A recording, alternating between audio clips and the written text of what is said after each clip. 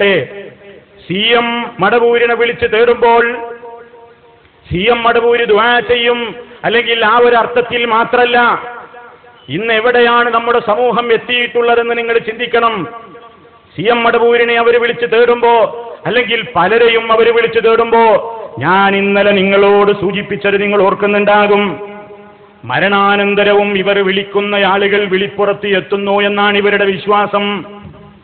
മരണാനന്തരവും ഇവർ വിശ്വസിക്കുന്ന മഹാത്മാക്കൾ എന്ന് പറയുന്ന കക്ഷികൾ, ആളുകൾ, ഇവർ വിളിക്കുന്ന വിളിപ്പുറത്ത് എത്തിച്ചേരുന്നു എന്നതാണ് ഇവർ വിശ്വസിക്കുന്നത്. ആ കൂട്ടത്തിൽ മഹാനായ നബി സല്ലല്ലാഹു അലൈഹി വസല്ലം നമ്മുടെ മജ്ലിസിൽ ഹാജറാകുന്നുണ്ട്, വരുന്നുണ്ട് എന്ന് വിശ്വസിക്കുന്നുണ്ട്. അതേപോലെ തന്നെ അവർ പലരെ സംബന്ധിച്ചും അങ്ങനെ വിശ്വസിക്കുന്നുണ്ട്. ഇത് ഞാൻ വെറുതെ പറയുന്നതല്ല. CM മടവൂരിനെ വിളിച്ചു തേടിയാൽ ഏത് ദൂരദിക്കിലേക്കും ഇപ്പോഴും CM മടവൂര് എത്തിക്കൊണ്ട് നേരിട്ട് സഹായിക്കുന്നു. ഇതിവരുടെ വിശ്വാസമാണെന്നാണ് ഞാൻ പറയുന്നത്. മുമ്പ് ഞാൻ ഒരിക്കൽ കേൾപ്പിച്ചിട്ടുണ്ട്, മഹാത്മാക്കളായ ആളുകളുടെ, വലിയകളുടെ ഖബറിന്റെ സമീപത്തേക്ക് ചെന്നിട്ട് അവരെ വിളിച്ചുകൊണ്ട് സഹായം ചോദിച്ചാൽ 2 രൂപത്തിൽ സഹായമുണ്ടാകുമെന്നാണ് ഇവർ എഴുതിവിട്ടിട്ടുള്ളത്. ഒന്നുകിൽ അവർ പറയുകയാണ്, മഹത്തുക്കളുടെ ഖബറിന്റെ സമീപത്ത് അള്ളാഹു ഒരു മലക്കിനെ ഏർപ്പെടുത്തിയിരിക്കുന്നു പോലും, ആ മഹത്തുക്കളുടെ ഖബറിലേക്ക് ചെല്ലുമ്പോ ഈ മലക്കുകൾ ഈ വരുന്നവന്റെ ആവശ്യത്തെ നിവർത്തിച്ചു കൊടുക്കുന്നു. അതല്ലെങ്കിൽ ഈ വലിയ തന്നെ ഖബറിൽ നിന്ന് പുറത്തേക്ക് വന്നിട്ട് ഈ വ്യക്തിക്ക് വേണ്ട രൂപത്തിലുള്ള പ്രശ്നപരിഹാരം നടത്തി കൊടുക്കുന്നു എന്ന് ഇവര് വിശ്വസിക്കുന്നു. ഇവരത് എഴുതിവിടുന്നുണ്ട്, അത് പ്രചരിപ്പിക്കുന്നുണ്ട്. മഹാനായ റസൂൽ കരീം സല്ലല്ലാഹു അലൈഹി വസല്ലമിന്റെ ജീവിതത്തിൽ, ആ ജീവിതത്തിൽ നബി സല്ലല്ലാഹു അലൈഹി വസല്ലമിൽ നിന്ന് ദീൻ പഠിച്ച സഹാബത്ത്, അവരാരും റസൂൽ സല്ലല്ലാഹു അലൈഹി വസല്ലമിന്റെ വഫാത്തിന് ശേഷം നബി സല്ലല്ലാഹു അലൈഹി വസല്ലം അവരുടെ ആരുടെയെങ്കിലും അടുക്കൽ വന്നതായി, ചെന്നതായി, സംസാരിച്ചതായി ഒരു റിപ്പോർട്ടിലും നമുക്ക് കാണാൻ കഴിയുന്നില്ലല്ലോ.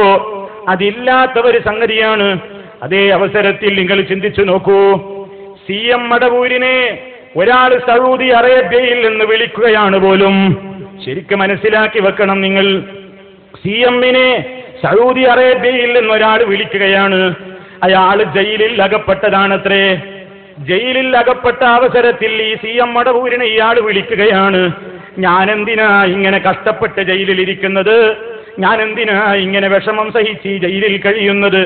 ഞാൻ എപ്പോഴും വിളിച്ചാൽ ഓടിയെത്തുന്ന എന്റെ CM ഉണ്ടല്ലോ, ഞാനൊന്ന് വിളിച്ചാലെന്താ, എനിക്ക് ഉത്തരം കിട്ടാതിരിക്കില്ല എന്ന നിലക്ക് മടവൂരിനെ വിളിക്കുന്നു.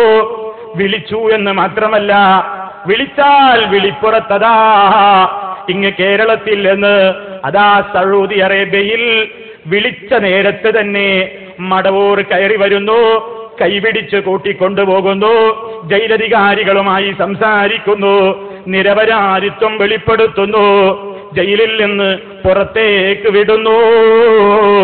ഇത് പറയുന്നത് ഏതെങ്കിലും സാധാരണ ഏതെങ്കിലും ഉമ്മാമക്കഥകളാണെങ്കിൽ, കേട്ടുകേൾവിയാണെങ്കിൽ നിഷേധിക്കാമായിരുന്നു.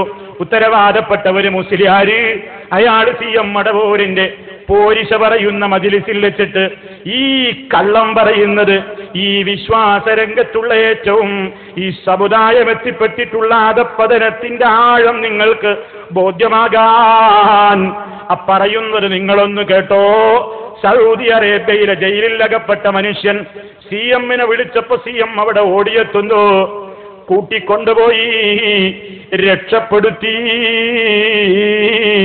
എന്റെ പ്രിയപ്പെട്ട മുസ്ലിമേ, ഈ സമുദായം എവിടേക്കാ എത്തി നിൽക്കുന്നത്?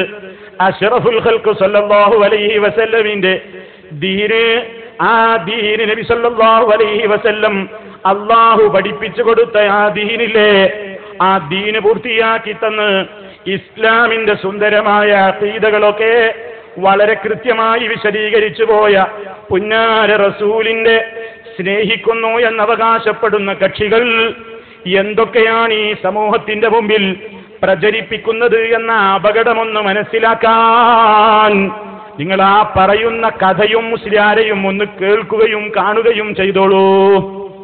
വെള്ളിമാട് എന്നുള്ള ഒരു വീരാനാജി ഒരിക്കൽ എന്നോട് ശിവള്ളി എന്ന് പറയണ്ടേ, മോനെ ഇത് ആരായി കിടക്കുന്ന എനിക്കറിയോ, ഈ മഹാനായ മടവൂരിനെ ഇങ്ങനെ അറിയോ എന്ന് ചോദിച്ചിട്ട് ഈ വീരാനാജി മരിച്ചുപോയി. അദ്ദേഹം എന്നോട് പറയാണ്, ഞാൻ പിന്നെ മക്കത്ത് സൗദി അറേബ്യയിൽ ഒരു ജയിലിൽ കുടുങ്ങി, നിരപരാധിയായിട്ട് കുടുങ്ങിയതാ മോനെ.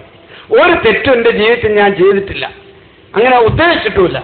അങ്ങനെ ഞാൻ നിരപരാധിയായി ജയിലിൽ കുടുങ്ങിയപ്പോൾ ഞാൻ കുറച്ചല്ലാണെന്ന് വിഷമിച്ച് 1-2 ദിവസം ഇങ്ങനെ വിഷമിച്ച് ഞാൻ 2-ാം ദിവസവും ഞാനിങ്ങനെ ചിന്തിച്ച്, ഞാൻ എന്തിനാ ഈ ഷെയ്ഖിൻ്റെ അടുത്തിങ്ങനെ പോയാൽ, എൻ്റെ ഒരു ഷെയ്ഖാണല്ലത്, എപ്പോഴും മൂപ്പരായിട്ട് സിഎം വലിയുള്ളതായിട്ട് ബന്ധപ്പെടുന്ന ആളാണ്.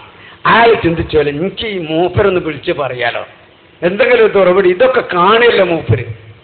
അങ്ങനെ ഒരൊറ്റ വിളി ഷെയ്ഖൻ. അയാൾ ഷെയ്ഖിന്റെ വള്ളിന്റെ പടിഞ്ഞാറ് തെരുവ് നിന്നോട് പറയില്ല, മോനെ ഞാൻ ഈ വിളിയാട് വിളിച്ചതിന്റെ ശേഷം നേരെ ജയിലിലേക്ക് കയറി ഇങ്ങോട്ട് വന്ന് എൻ്റെ കൈ ഇങ്ങോട്ട് പിടിച്ച് കൊണ്ടുപോയിട്ട് ഓഫീസിൽ കൊണ്ടുപോയിട്ട് കുറേ നേരം അറബിയിൽ ബഹുമാനപ്പെട്ട മടവൂർ സംസാരിച്ച് ഇയാൾ കുറ്റവിമുക്തനാണ് എന്ന് ബോധ്യപ്പെടുത്തി അതിന്റെ കടലാസോടുകൂടി എന്നെ കൊണ്ടുവന്നിട്ട് എൻ്റെ റൂമിലാക്കി. പിന്നെ ഞാൻ മൂപ്പരെ കാണില്ല. പിന്നെ ഇവിടുന്ന് എങ്ങനെയാ മോനെ പോരാ? കണ്ടോ, കേട്ടില്ലേ? ഇതൊക്കെ ഇപ്പൊ വെറുതെ പറയാന്ന് വിചാരിക്കും. ഈ സംവിധാനം കൊണ്ട് നിങ്ങൾക്ക് കേൾക്കാൻ കഴിയുന്നില്ലേ?